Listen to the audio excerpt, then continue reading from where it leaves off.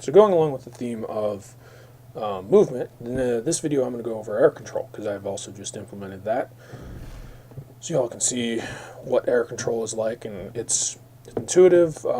It's also very balanceable, and it promotes the do it right the first time approach to movement. Now, carving is completely disabled. I should note that right now because I've been testing air control, so I want to make sure that I'm not accidentally seeing carving. But you'll notice that this is very much like carving at the moment, and that's because air control, there's no difference between you being on the ground versus you being in the air with air control. You can always have access to air control. It's just based on how fast you're moving. So with that in mind, you'll notice one thing you'll notice is that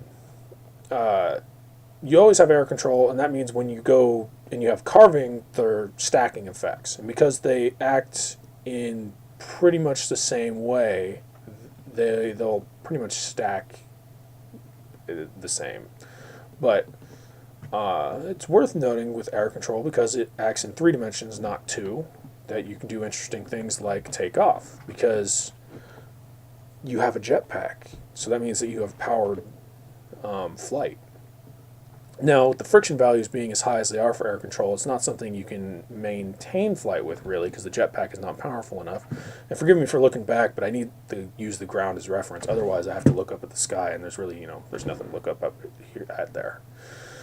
But the friction value, along with air control, it's just based on deflection away from your velocity vector. And I find it to be very intuitive, and I'm pretty sure everybody else will as well. And it's worth noting that taking off like that is something that'll be possible in the release, just because the code, I'm not going to code against it, just because why.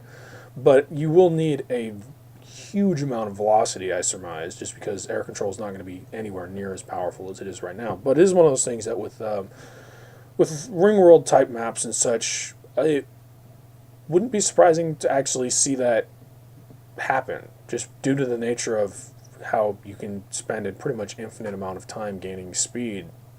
I mean, if somebody's good enough, I could totally see them taking off. So it's a neat mechanic, and I think everybody's going to enjoy it once the next demo update comes out, which, I mean, I have no idea when that'll be, because this is not enough to warrant an update.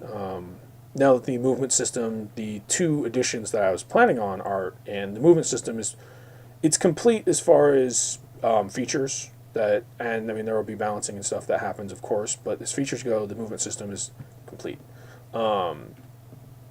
Skiing still needs to be retooled, so it's not a special case thing like it is right now, but it will be identical once it is. So with that said, I'll be working on weapons and arena CTF next, and then, as I said before, after the weapons and arena CTF are implemented, there probably will be a fair amount of time between the next updates, just because there will be a lot more content being added. So thanks for showing interest, and as always, if you have any questions, you can post them in the comments, or you can visit the forums, where, I mean, I frequent the forums as well, but other people might be able to answer questions or whatever, or you can just see what everybody's doing. So, thanks for showing interest, and I hope to see everybody with the next demo update.